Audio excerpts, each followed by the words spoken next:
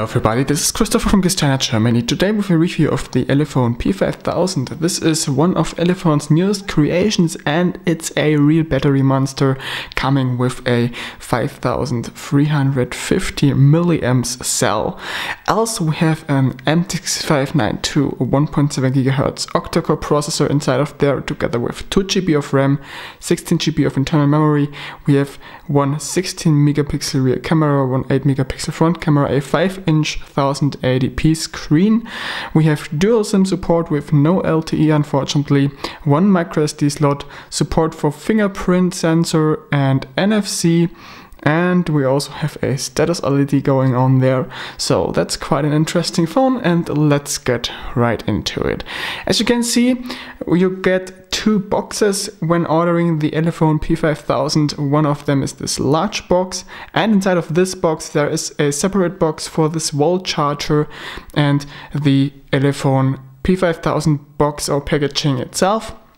Inside of this one we find the phone, a screen protector, a user manual and a micro USB cable for transferring data and charging the phone.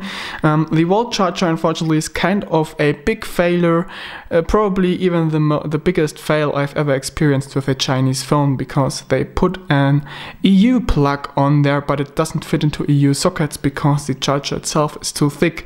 So you actually can't use this and throw it away right away. Basically it would be a 2.5 ampere charger because this phone does support fast charging, but well, I have to use another charger and can't use this one. The design of the Elephone P5000 is quite simple and straightforward. Simple yet elegant is probably what describes this phone the best.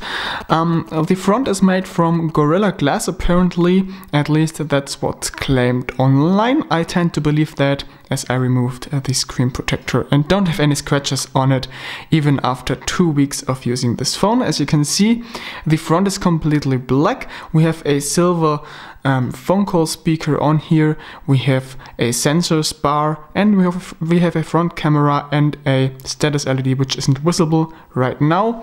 Also we have one physical home button below the screen which houses the fingerprint sensor which you can swipe over to activate, and on the left and right of this button we also find one menu key and one back key which aren't visible when the phone is turned off, but they do light up when you use them.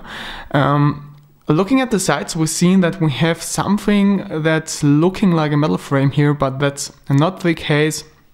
This is polycarbonate, probably chrome plated or something. It's looking pretty nice, but it is not metal, and you notice that. Yet the phone still feels very good because the build quality is solid. It has a very high build quality. It doesn't feel cheap at all, so that's really not much of a downside. Looking at the bottom, we see something that looks like stereo speakers, but actually there are no stereo speakers. That's kind of a fake, or however you want to call that. We have a mono speaker below this opening, and below this opening we only have one microphone for calls. On the other side we find the usual on-off button and the volume rocker, and on the upper side we find a micro USB port with OTG support and a 3.5mm headphone jack. Looking at the rear we find again black color here. This back cover is actually made from plastic again, but it has a very nice kind of rubberized finish to it.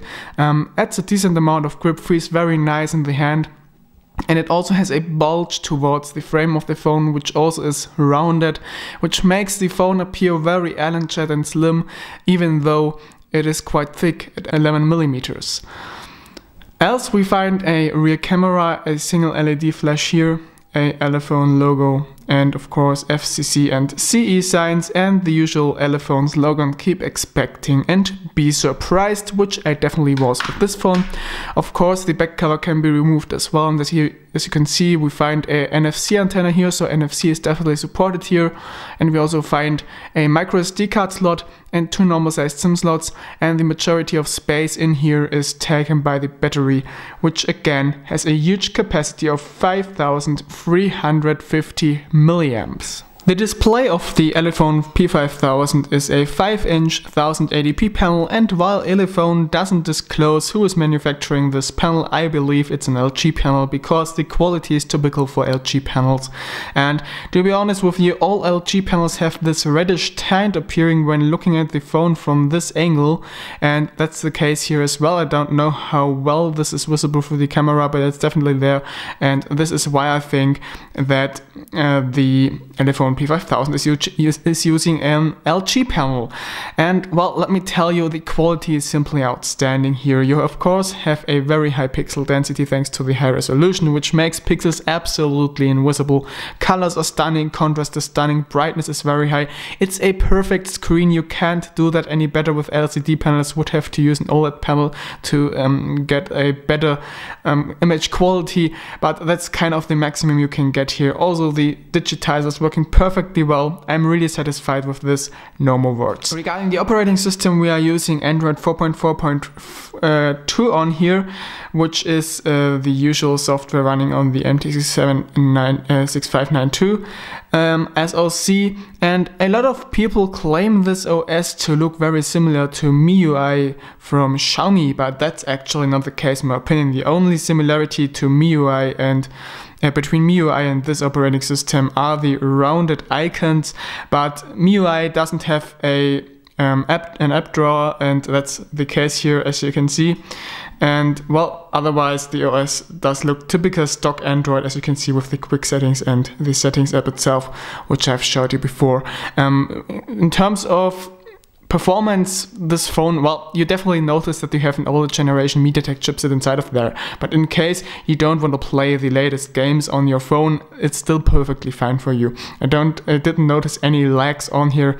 It has 2 GB of RAM, so multitasking isn't much of a problem here. No bugs with the system or any other annoying stuff. So I'm quite pleased with the firmware here. Elephone really did a good job with this one.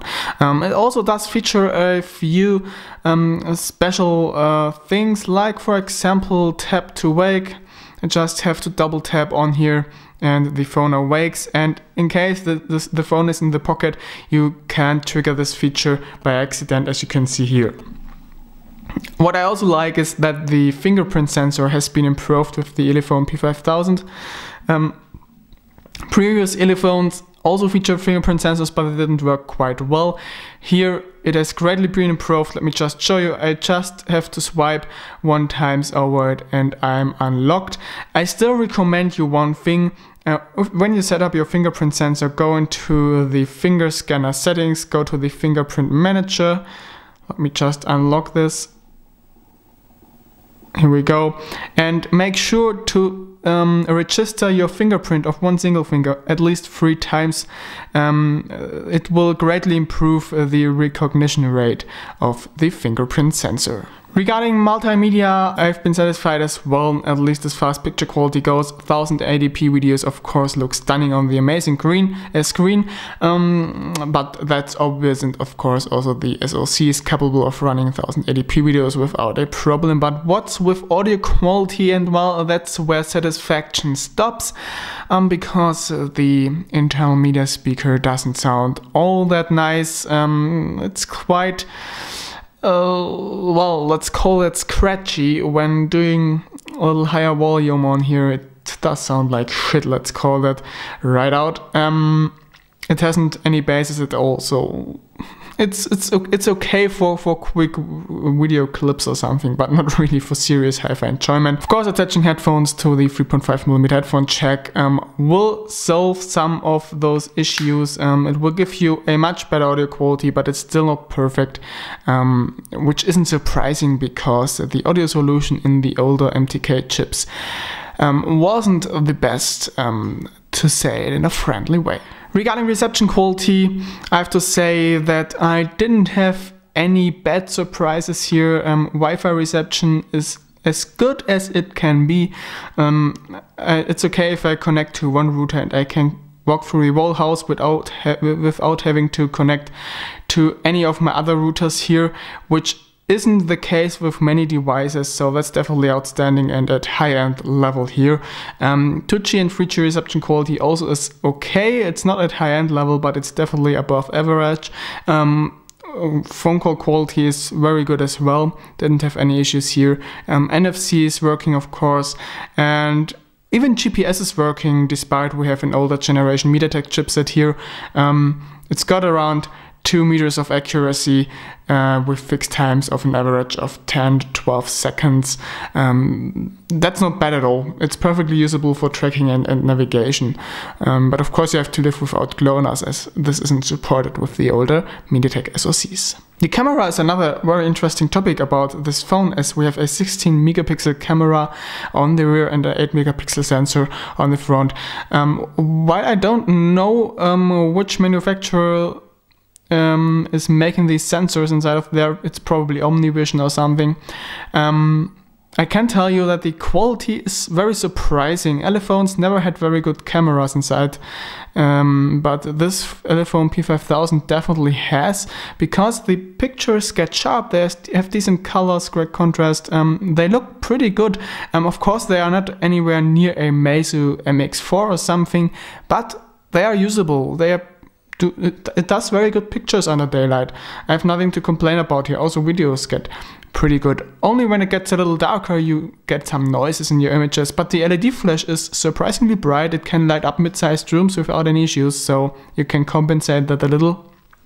And well, most of you probably aren't doing night shots with cheap phones anyway, so who cares. The front camera does look quite good as well, creates sharp images. It's definitely selfie capable, no issues here. So in terms of camera, Elephone did quite a good job here, and I would probably say they did the best job ever with the P5000, as I've never seen such a good camera inside a Elephone. Okay, now let's come to the hottest topic about this phone, and that's obviously battery life. Now 5350 milliamps sounds like a lot, and trust me, it is a lot. This battery lasts hell of a long time. I for myself get over 2 days with this battery, and I am a power user. Now you might wonder, what? This guy says he gets over 2 days with a Snapdragon 801 phone or with 3000 milliamps. Yep, that's true. If you believe I would be able to last longer with this battery, it would be possible, but with this huge capacity inside of there, I'm not cutting down on gaming or screen brightness or other stuff. If I'm using a Snapdragon 801 phone with 3000 milliamps, I know I can get over 2 days if I adjust my habits towards the battery capacity. But here I don't have to. I use the phone normally all the day, sometimes with highest screen brightness, play 1 hour of 3D games in the evening without caring about the battery, and I still am left with 50 to 60% of battery charge, and that's quite amazing. But if I cut down, of course, take care about my energy consumption, I can go much longer with one fully charged battery. It can go up to 5 days, so that's quite some battery life. But I have to tell you something. I believe this is not the maximum you can reach with this battery. Elephone didn't quite do a very good job when it comes to power consumption optimization of hardware and software. Why is that so? Look at this. This is the PC Mark battery benchmark, and it reached a screen on time from 100 to 20% within 9 hours 25 minutes. Now remember back to the ColorFlight G708 tablet PC, which reached close to 8 hours with a 3000 milliamps battery. Now this means that we have almost, I say almost, double the battery capacity here, but only a bit over 1 hour of longer screen on time, and that's with a smaller screen. Of course the CPU is a little more powerful, but basically it's the same processor, just with a little higher frequency. So this means that the ColorFlight definitely has the better power consumption optimization within the operating system and the hardware. Now for hardware optimizations it's too late, but Elephone still can do something with the software, and I hope they will do so in the future, because this will greatly improve battery life and unleash the remaining part of the battery that you can't use right now. I mean, I'm pretty much sure that even power users could run this phone for 3 days without running out of battery.